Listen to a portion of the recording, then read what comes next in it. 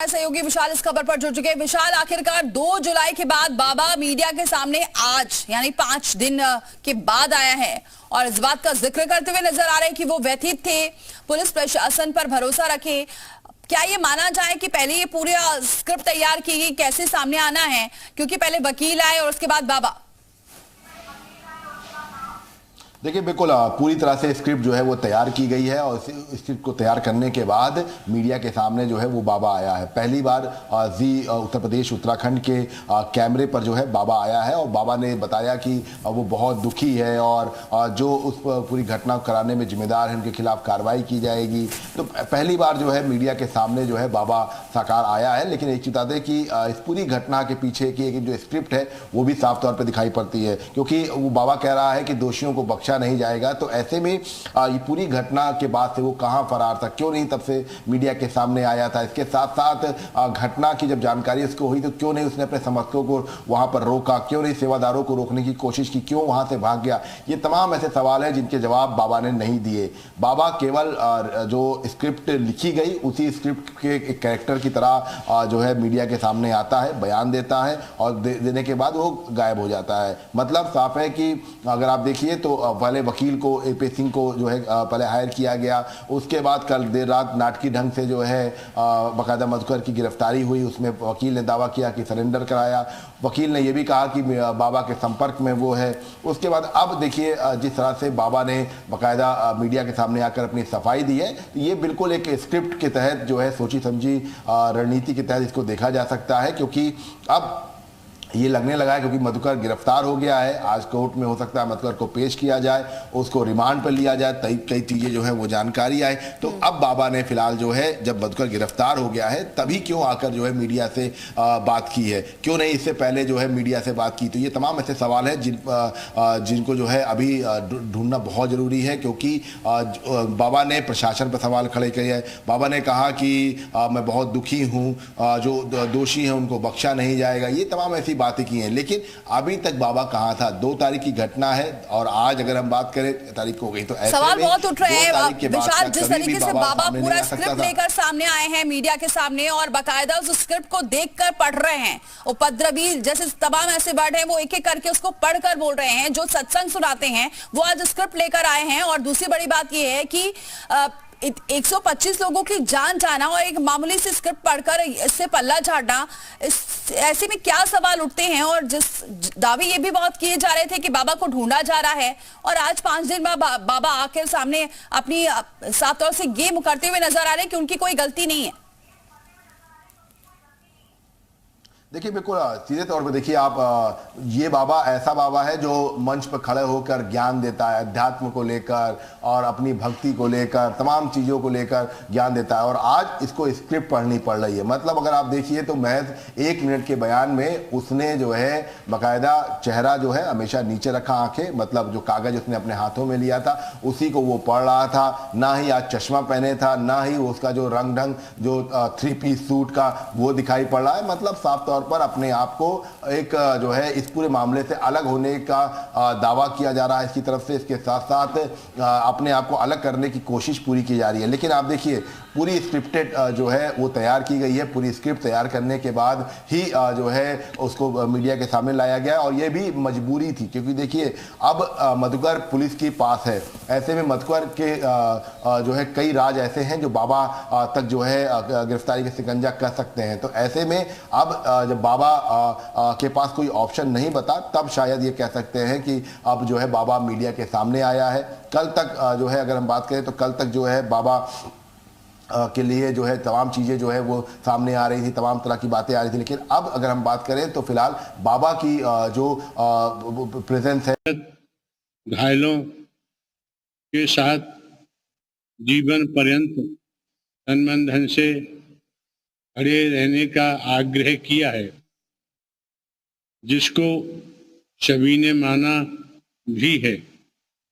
सभी इस जिम्मेदारी को निभा भी रहे हैं। सभी महामंत्र का सहारा न छोड़ें। वर्तमान समय में वही माध्यम है सभी को सद्मति और सद्बुद्धि प्राप्त होने की इच्छा रखते हैं। नारायण साकार हर की संपूर्ण ब्रह्मांड में सदा सदा के लिए जय जयकार। नारायण। प्रयास कर रहा हूँ कि आश्रम के बाहर यहाँ पर घेरा। आप देखिए किस तरह से यहाँ पर पुलिस की जीप यहाँ पर मौजूद थी और पुलिस यहाँ पर बाबा को खोजने के लिए आ रही थी और बाबा उनको मिल नहीं रहे थे। ये देखिए सड़क के पास जब आप पहुंचेंगे तो आपको यहाँ पर बाबा की खोज में आने वाली पुलिस पूरी तरह से यहाँ पर घेरा लगाए हुए यहाँ पर खड़ी थी। मीडिया की गाड़ियों को अंदर जाने की अनुमति नहीं थी और पुलिस वाले यहाँ बैठते थे। ये देखिए बाहर की स्थिति हम दिखा रहे हैं। इसके बाद अब जब आप अंदर जाएंगे तो आप जब अंदर यहाँ से होते हुए आगे बढ़ेंगे तो बाबा का आश्रम थोड़ी दूरी पर आपको हम दिखाएंगे। देखिए सामने ये जो सफेद रंग का पूरा जो आश्रम दिखाई देगा तो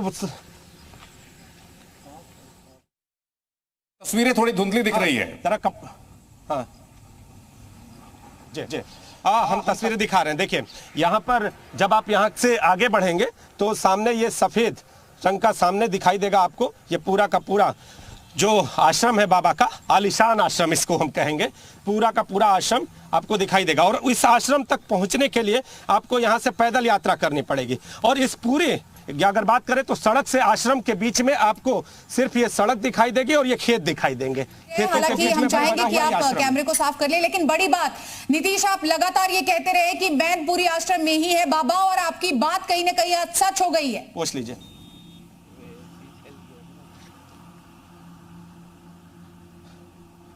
जी लगातार हम ये सवाल उठा रहे थे कि आखिर बाबा जब अपने भक्तों के भगवान हैं तो अपने भक्तों के लिए बाहर क्यों नहीं आ रहे हैं, भक्तों की जो व्यथा है उसको महसूस क्यों नहीं कर रहे हैं, भक्तों के भगवान, कथित भगवान अपने भक्तों की व्यथा क्यों नहीं महसूस कर रहे हैं। तो सवाल जो उठ रहे थे कि बाबा हैं कहाँ, तो बाबा जो आशंका थी, क्योंकि जिस तरह की सुरक्षा व्यवस्था थी अन्य आश्रम है वहां पर इस तरह की सुरक्षा व्यवस्था नहीं थी।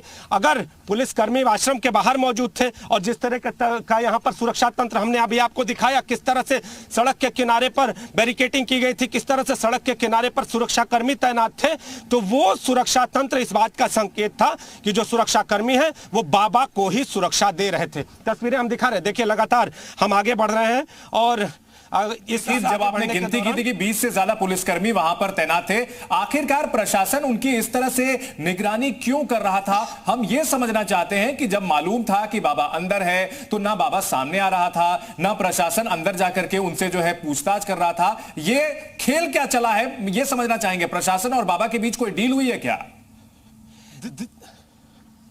देखिए अगर डील की बात हम कहें तो कहीं ना कहीं प्रशासन भी इस पूरे मामले में संदेह के घेरे में है।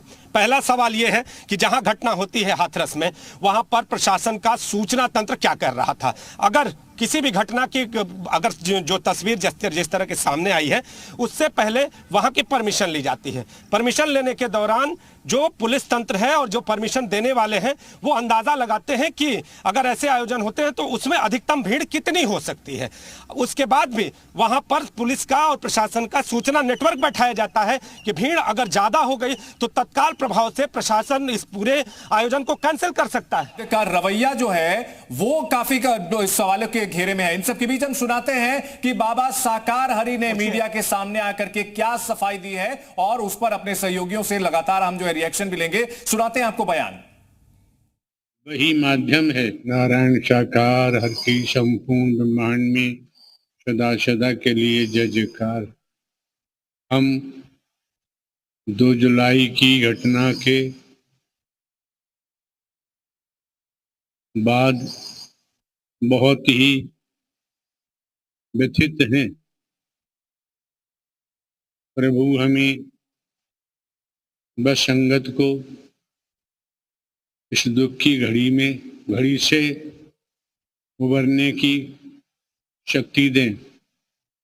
सभी शासन एवं प्रशासन पर भरोसा बनाए रखें। हमें विश्वास है जो भी उपद्रवकारी हैं वो बख्शे नहीं जाएंगे। हमने अपने वकील डॉक्टर AP सिंह जी के माध्यम से कमेटी के महापुरुषों से ये प्रार्थना की है कि दिवंगत आत्माओं के परिजनों एवं इलाजरत घायलों के साथ जीवन पर्यंत तन धन से खड़े रहने का आग्रह किया है, जिसको सभी ने माना भी है। सभी इस जिम्मेदारी को निभा भी रहे हैं। सभी महामंत्र का सहारा न छोड़ें। वर्तमान समय में वही माध्यम है सभी को सद्मति और सद्बुद्धि प्राप्त होने की इच्छा रखते हैं। नारायण साकार हर की संपूर्ण ब्रह्मांड में सदा सदा के लिए जय जयकार। नारायण। तो हाथरस हादसे के बाद बाबा साकार हरि को आप सुन रहे थे, जो कि सामने आ गए हैं और उन्होंने कहा है कि जो भी कुछ हुआ 2 जुलाई को, उस घटना से मैं काफी आहत हूं। पूरी सत्संग जो यहाँ पर किया गया था उसमें उपद्रवियों की बात का जिक्र उन्होंने किया है। ऐसे लोगों पर कार्रवाई होगी।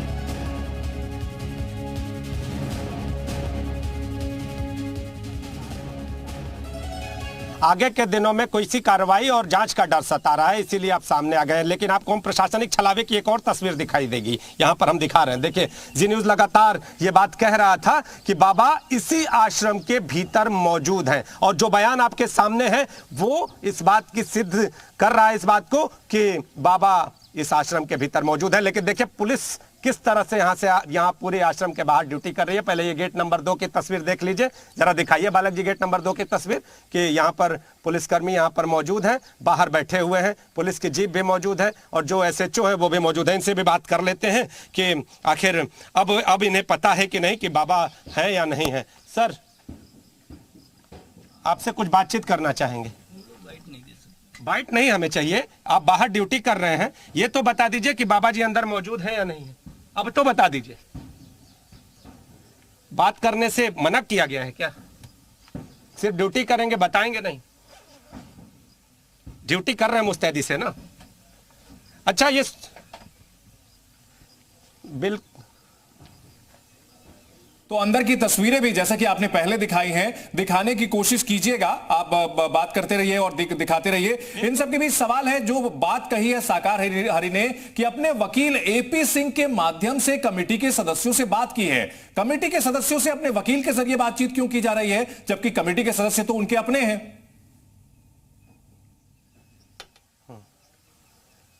देखिए, कमेटी के सदस्यों और वकीलों से बातचीत करते रहा। अपने कैमरा पर्सन राम बालक से कहूंगा जरा तस्वीरें दिखाते रहें, तस्वीरें अंदर की दिखाते रहें, ताकि जो तस्वीरें हैं वो सामने आए। चूंकि बाबा अंदर ही मौजूद हैं, ये भी लगातार हम कह रहे हैं। भले ही पुलिस का पहरा बाहर है, लेकिन आज पुलिस थोड़ा सा अपने शांति भरे अंदाज में है और ये कहते हुए कहीं ना कहीं नहीं दिखाई दे रही है कि हम इस पर कुछ बात नहीं कर सकते। उन्होंने जिन SHO से हमारी बात हुई और जो लोग यहाँ पर मौजूद हैं पुलिसकर्मी, वो ये कह रहे हैं कि हम कुछ बोल नहीं सकते। तो इनकी चुप्पी और इस चुप्पी का जो मायने निकल रहा है वो सब सामने। लेकिन अब जो आपका सवाल था कि आखिर वो अपने अधिवक्ता को, इस पूरे मामले में अधिवक्ता की भी बात कह रहे हैं, तो विधिक राय ली होगी उन्होंने। बाबा ने पहले विधिक राय ली होगी कि क्या इस पूरे मसले पर बाहर आकर बोलना ठीक होगा। अगर बाहर आकर बोलना ठीक होगा तो वो शब्दावली क्या होगी कि जिसमें कहीं ना कहीं जांच की तलवार जी की बात कही जा रही है और आप वहां लगातार मौजूद है। जिस पुलिस कर्मियों को हम इस वक्त देख रहे हैं, कहीं ना कहीं पूछताछ उन्हें करनी चाहिए, वो यहाँ पर पहरा देते हुए नजर आ रहे हैं। जरा उनसे सवाल करिए, अगर वो बातचीत करना नहीं भी चाहते फिर भी सवाल तो जायज है। हम अपने मुद्दे उठाएंगे, हम अपने सवाल पूछेंगे, सवाल की जिम्मेदारी हमारी है, जवाब की जवाबदेही उनसे। जरा सवाल पूछिए उनसे। सवाल तो हम पूछेंगे और एक एक करके पूछेंगे और पूछ भी रहे हैं। आप देखिए, यहां पर जो कांस्टेबल मौजूद हैं, ये अपनी ड्यूटी कर रहे हैं और हम इनसे पूछ भी लेते हैं। सर, आप चूंकि ड्यूटी कर रहे हैं, तो बाबा अगर अंदर मौजूद है तो इस पूरी घटना के बाद कहीं ना कहीं बाबा की जिम्मेदारी होती है, तो उनसे तो बात करनी चाहिए। आप लोग बाहर सुरक्षा कर रहे हैं। सर, हमारा सवाल है, आप नियम क्या कहता है? अगर कहीं घटना होती है, घटना में कोई आरोपी भले ही ना हो, लेकिन अगर साक्ष्य के तौर पर भी, जानकार के तौर पर भी अगर वो सामने है तो बातचीत तो करनी चाहिए ना। तो अब देख लीजिए, जो पुलिसकर्मी हैं वो कुछ भी बोलने से पूरी तरह से एकदम बचे हुए हैं, बच रहे हैं और लगातार ये बच रहे हैं। तो अब आपके सामने ये देखिए तस्वीरें, तो ये गेट नंबर 2 की तस्वीरें हैं और गेट नंबर 1 के बाहर भी आपको देखिए यहाँ पर सुरक्षाकर्मी दिखाई देंगे और संख्या बल मैं आपको दिखा रहा हूँ। देखिए 1 2 3 4, अब पीछे देखिए तो एक पुलिसकर्मी डंडा लेकर पूरी तरह से मुस्तैद उधर खड़े हैं। और गेट नंबर 2 पर भी जो पुलिसकर्मी है उनको भी हम दिखा देते हैं। देखिए महिला पुलिसकर्मी है, इसके साथ ही जो पुलिस यहाँ पर पुरुष कांस्टेबल है वो भी यहाँ पर मौजूद है। तो पूरी तरह से मुस्तैद हैं लोग, लेकिन कोई बात नहीं कर रहा है। और बाबा अंदर बैठकर पूरी घटना पर अपनी निगाहें बनाए हुए हैं, विधिक राय ले रहे हैं और विधिक राय लेने के बाद अपना वक्तव्य भी सामने ला दे रहे हैं कि जो उनका वकील है, जो उनके वकील ने बताया है, आखिर उसके नियम के तहत कौन सी बातें हैं जो बाहर आनी चाहिए। तो बाबा ने अपनी बात रख दी है, हालांकि देर सवेर रखी, लेकिन अब देखना यह होगा कि भक्त और प्रशासन बाबा के साथ कौन सा न्याय करते हैं, क्योंकि बाबा जिस दिन घटना होती है उसके बाद भूमिगत हो जाते हैं। भूमिगत होने के बाद यहां प्रशासनिक तंत्र पहुंचता है, प्रशासनिक तंत्र अंदर भी जाता है, पुलिस अंदर भी जाती है और उनको बाबा अंदर दिखाई नहीं देते हैं, बाहर आते हैं। फिर उसके बाद गाड़ियां बाहर आती हैं, फिर भी बाबा बाहर नहीं आते हैं। फिर उसके बाद यहाँ पर प्रहरी यहाँ पर तैनात हो जाता है, फिर भी बाबा बाहर नहीं आते। अब बाबा का बयान बाहर आता है। और हमारे साथ हमारे सहयोगी विशाल रघुवंशी भी लगातार बने हुए हैं। विशाल, सवाल यही है कि बाबा आखिरकार ये पूरी सोच समझकर रणनीति के तहत ही सामने आए हैं, लेकिन अभी तक प्रशासन पूरी तरीके से खामोश है, कुछ भी नहीं बोल रहा है।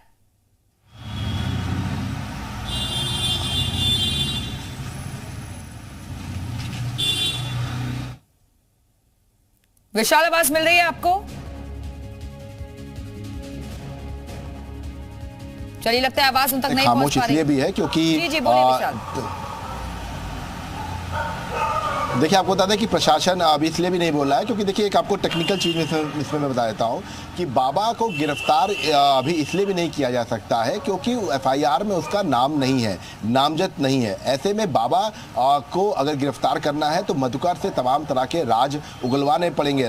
मधुकर से इस बात को कहना पड़ेगा कि बाबा मौके पर था, बाबा के चरणों की धूल लेने के लिए ही जनता जो है जब दौड़ी तब इस तरह की चीज़ें हुई। और इसीलिए बाबा को अब यह एहसास हो गया कि मधुकर अब जब पुलिस की गिरफ्त में आ गया है तब अब उसका बचना मुश्किल होगा, क्योंकि अभी तक ये था कि जो एविडेंस थे उनमें बाबा कहीं भी ऐसा नहीं दिखाई पड़ रहा था कि उसकी वजह से भगदड़ हुई है या क्योंकि भगदड़ का कोई वीडियो सामने नहीं आया। भागते हुए जरूर एक गाड़ी के काफिले का वीडियो आया, लेकिन इसको साक्ष्य के तौर पर पुलिसकर्मी जो है वो प्रूफ नहीं कर सकते हैं कि बाबा जो है घटना के वक्त वहां पर था, क्योंकि घटना के वक्त का वीडियो एक भी सामने नहीं आया है और इसीलिए बाबा के बचने के चांसेस बहुत ज़्यादा दिखाई पड़ रहे थे उस वक्त तक। लेकिन जब मधुकर गिरफ्तार हो गया है तब ये एहसास हो गया है बाबा को भी कि जो गिरफ्तारी है अब वो उनकी भी हो सकती है और एक एक्स्ट्रा जो एफआईआर है, जो नेम्ड एफआईआर है, वो भी हो सकती है मधुकर के बयानों के आधार पर। क्योंकि देखिए अभी तक अगर हम बात करें तो मधुकर फरार था, जो मुख्य आयोजक था, और आयोजक और जो सह आयोजक हैं अगर वो ये बयान देते हैं कि हाँ बाबा का कार्यक्रम था, बाबा वहाँ पर मौजूद था, तब ये कह सकते हैं कि मुश्किलें बाबा की बिल्कुल बढ़ना तय है। और इसीलिए शायद बाबा को ये एहसास हो गया कि अब बचना मुश्किल हो रहा है और इसीलिए वो मीडिया के सामने आया, क्योंकि अभी तक वो इंतज़ार कर रहा था, लीगली जो है जानकारी ले रहा था कि उसके ऊपर क्या एक्शन हो सकता है, क्योंकि अभी तक एफआईआर में उसका नाम नहीं है तो सीधे तौर पर उसके ऊपर कोई कार्रवाई नहीं बनती थी। और हालांकि कोशिश ये जरूर थी कि उसको जो है 120B के तहत जो है उसमें जो है पूछताछ के लिए बुलाया जाए, तमाम चीज़ों अज्ञात में भी उसका नाम जो है शामिल किया जाए, लेकिन अभी फिलहाल ये चीज़ें हुई नहीं थी, केवल प्रोसेस में थी। तो ऐसे में ये कहना कि बाबा फरार हो गया था या बरा जो है तो वो ये वक्त का इंतजार कर रहा था। एपी सिंह वो भी बार बार ये बात कर रहे थे कि बाबा कहीं भागे नहीं है, बाबा यही है और अगर जांच के लिए बुलाएगी पुलिस तो सहयोग करने के लिए पूरी तरीके से वो तैयार हैं। और इसीलिए अगर कोई ऐसे वीडियो सामने आते हैं जिसमें बाबा की तस्दीक होती है या बाबा से जुड़ा हुआ कुछ ऐसा वीडियो होता है तो फिर एफआईआर में उनका नाम होगा और गिरफ्तारी भी संभव है। देखिए बिल्कुल यही सबसे बड़ी बात है कि देखिए थोड़ा सा इसको टेक्निकली समझने की बहुत सख्त ज़रूरत है कि मधुकर की गिरफ्तारी के बाद ही बाबा क्यों मीडिया के सामने आया, क्यों उसने जो है रटी रटाई एक अपनी जो कहानी है वो बताई है। इसके पीछे बड़ा रीज़न है। बड़ा रीज़न ये है कि बाबा को ये पता है कि अगर अब नहीं बोले तो शायद मौका नहीं मिलेगा, क्योंकि मधुकर पुलिस की गिरफ्त में है, आज कोर्ट में पेश कर सकती है पुलिस, और उसके बाद उसकी रिमांड ले सकती है। रिमांड पर लेने के बाद मधुकर से तमाम राज जो है गुलवा सकती है। और आपको बता दें कि आयोजक भी मधुकर था, तो जाहिर सी बात है कि उसके फ़ोन में भी बहुत चीज़ें होंगी, तमाम जो जानकारियाँ सामने आएंगी। इसके साथ साथ बाबा का नाम आएगा और इसीलिए ये उपयुक्त वक्त था कि बाबा खुलकर सामने आया, उसने अपनी बात रखी। हालांकि देखिए, अगर आप अभी तक देखिए तो कहीं से भी जो ना एफआईआर है ना एसडीएम का कार्यक्रम की जो परमिशन का जो रिपोर्ट था उसमें बाबा का नाम सीधे तौर पर प्रत्यक्ष रूप से कहीं भी नहीं दिखाई पड़ रहा है। जिला प्रशासन की भूमिका, आयोजक की भूमिका, सह आयोजक की भूमिका, सब लोग ये बात कर रहे हैं, लेकिन बाबा चूंकि वोट बैंक का एक बड़ा जो है जरिया है, जाटो बिरादरी से आता है और उस पूरे इलाके में उसका एक अच्छा खासा वोट बैंक है और शायद इसीलिए ये कह सकते हैं कि इस पूरे मामले में अभी तक कोई एफआईआर जो नहीं लिखी गई है उसके पीछे भी एक बड़ा कारण ये हो सकता है। हालांकि देखिए अभी ये जांच का विषय है, इसलिए अभी हम नहीं कह सकते हैं कि क्या कुछ है, लेकिन अभी फिलहाल पुलिस की तरफ से भी देखिए, आप जब भी बयान बाबा के लिए पूछा जा रहा है कि बाबा का के खिलाफ एफआईआर क्यों नहीं है, तो सबका यही कहना है कि हमने आयोजक ने परमिशन ली थी तो आयोजक के खिलाफ एफआईआर दर्ज की है। मधुकर का सामने आना एक बड़ी अहम कड़ी हो सकती है इस पूरे मामले के खुलासे के लिए और माना जा रहा है कि अगर ऐसा होता है तो आने वाले वक्त में बाबा की मुश्किलें भी बढ़ सकती हैं। आप